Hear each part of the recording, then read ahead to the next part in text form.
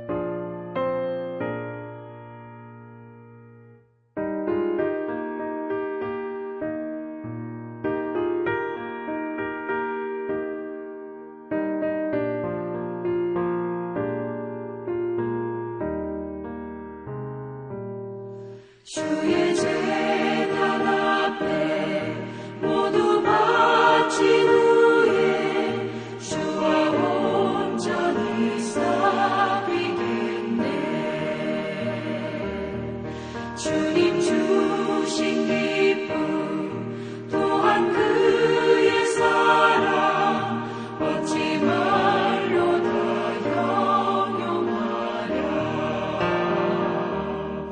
주의 제단에 선 제사드린 후에 주 내 맘을 주장하니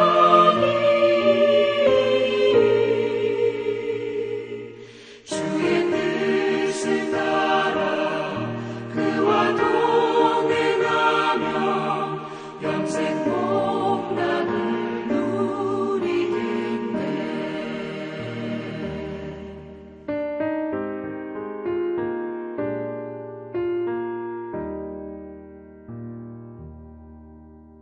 함께 기도하겠습니다. 고마우신 하나님 아버지, 어린이날과 Mother's Day가 있는 5월입니다. 참 가정의 달을 맞이해서 교회 같은 가정 되게 해주십시오. 예배가 있고 또 사랑이 넘치는 그러한 우리 ANC 성도님들의 가정이 될 수 있도록 우리 하나님께서 우리 각 가정에 하나님의 큰 은혜를 허락해 주시기를 기도드립니다. 특별히 우리 자녀들을 올려드리면서 참으로 하나님 아버지께 헌신하며 마지막 이 세대에 이 시대에 하나님의 거룩한 세대로 세워주시기를 기도드립니다. 우리 부모들에게도 은혜를 더하여 주셔서 자녀들 잘 양육하게 하여 주시고 우리 가정뿐만이 아니라 우리 교회도 가정 같은 교회, 사랑이 넘치는 그러한 우리 ANC 온누리 교회 더욱더 되게 해 주십시오. 이제 하나님의 말씀을 듣습니다. 눈으로 읽고 귀로 듣고 또 함께 또 성경을 봉독할 때에 레마의 하나님의 말씀이 우리 마음속 깊이 각인될 수 있게 해 주십시오. 말씀으로 이 땅에 오신 예수 그리스도의 이름으로 기도드립니다. 아멘. 오늘 아침 주시는 말씀은 레위기 1장 1절부터 17절입니다. 여호와께서 회막에서 모세를 부르시고 그에게 일러 가라사대 이스라엘 자손에게 고하여 이르라 너희 중에 누구든지 여호와께 예물을 드리려거든 생축 중에서 소나 양으로 예물을 드릴지니라 그 예물이 소의 번제이면 흠없는 수컷으로 회막 문에서 여호와 앞에 연락하시도록 드릴지니라 그가 번제물의 머리에 안수할지니 그리하면 연락되어 그를 위하여 속죄가 될 것이라 그는 여호와 앞에서 그 송아지를 잡을 것이요 아론의 자손 제사장들은 그 피를 가져다가 회막 문 앞 단 사면에 뿌릴 것이며 그는 또 그 번제 희생의 가죽을 벗기고 각을 뜰 것이요 제사장 아론의 자손들은 단 위에 불을 두고 불 위에 나무를 버려놓고 아론의 자손 제사장들은 그 뜬 각과 머리와 기름을 단 윗불 위에 있는 나무에 버려 놓을 것이며 그 내장과 정갱이를 물로 씻을 것이요 제사장은 그 전부를 단 위에 불살라 번제를 삼을지니 이는 화제라 여호와께 향기로운 냄새니라 만일 그 예물이 떼의 양이나 염소의 번제이면 흠없는 수컷으로 드릴지니 그가 단 북편에서 여호와 앞에서 잡을 것이요 아론의 자손 제사장들은 그 피를 단 사면에 뿌릴 것이며 그는 그것에 각을 뜨고 그 머리와 그 기름을 베어낼 것이요 제사장은 그것을 다 단 윗불 위에 있는 나무에 버려놓을 것이며 그 내장과 정갱이를 물로 씻을 것이요 제사장은 그 전부를 가져다가 단 위에 불살라 번제를 삼을지니 이는 화제라 여호와께 향기로운 냄새니라 만일 여호와께 드리는 예물이 새의 번제이면 산비둘기나 집비둘기 새끼로 예물을 삼을 것이요 제사장은 그것을 단으로 가져다가 그 머리를 비틀어 끊고 단 위에 불사르고 피는 단 곁에 흘릴 것이며 멱통과 그 더러운 것은 제하여 단 동편 제 버리는 곳에 던지고 또 그 날개 자리에서 그 몸을 찢되 아주 찢지 말고 제사장이 그것을 단 윗불 위에 나무 위에 살라 번제를 삼을지니 이는 화제라 여호와께 향기로운 냄새니라. 네, 오늘부터 레위기를 묵상하게 됩니다. 레위기의 핵심 단어가 있는데요. 바로 거룩입니다. 그래서 레위기 전체에 거룩하라는 명령이 여러 번 나오는데요. 그 중에서 가장 잘 알려진 구절이 내가 거룩하니 너희도 거룩할지어다 인데요. 여기서 우린 거룩해야 하는 이유를 찾아볼 수 있습니다. 바로 하나님이 거룩하시기 때문입니다. 이게 메시지예요. 이게 굉장히 중요한 그런 컨셉이라고 생각합니다. 하나님은 거룩하세요. 하나님을 믿는 우리가 거룩해야 하는 가장 큰 이유입니다. 하나님이 거룩하시니 하나님의 자녀인 우리도 거룩해야 된다는 것이죠. 자, 그런데 두 가지 문제가 있습니다. 먼저 하나님은 거룩하신데 우리 인간은 거룩하지 않아요. 나도 거룩하고 너희도 거룩하다가 아니라 나는 이미 거룩한데 너희는 여전히 거룩하지 않다는 것입니다. 자, 또 하나의 문제는 하나님의 거룩성은 너무 탁월하다는 것이에요. 하나님의 거룩함의 수준은 이 세상이 따라갈 수 없는 가장 탁월한 거룩입니다. 따라서 인간이 아무리 자기 나름대로 거룩해지려고 노력해도 하나님 수준의 거룩함까지 도달할 수 없다는 겁니다. 인간의 도덕성 수준 자체가 하나님의 수준에 부응할 수 없으니까요. 그래서 하나님께서는 하나님의 백성이 세상과 구별되게 하려고 주신 게 있는데 바로 율법입니다. 하나님은 이스라엘 백성에게 율법을 주셨는데요. 율법, 즉 하나님의 말씀을 지킴으로 세상과 구별된 거룩함을 얻으라는 것이지요. 중요한 것은 하나님이 율법을 통해 거룩하다고 한 것만 거룩하고 그 외에 모든 것은 속된 것으로 성경은 간주합니다. 아무리 많은 사람들이 괜찮다고 동의해도요. 성경이 금하고 있으면 그것은 속된 것이고 거룩하지 않은 것입니다. 하나님이 정하다 하시면 정한 것이고요. 하나님이 부정하다 하시면 부정한 것이 되는 것이지요.